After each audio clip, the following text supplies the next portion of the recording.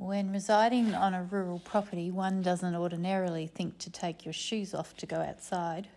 So when asked to experience the landscape barefooted, I immediately felt vulnerable, having always sought to protect my feet from the many hazards associated with living in a bush landscape.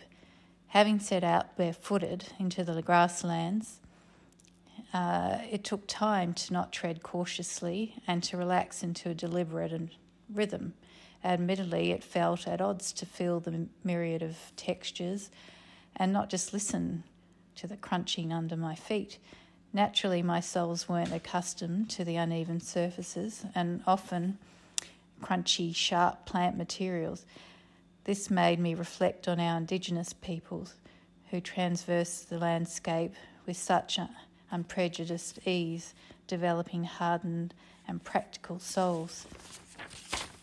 I embraced walking with consciousness, and whilst I have always felt a strong connection with this landscape, I realised it is mostly in the space of doing rather than being.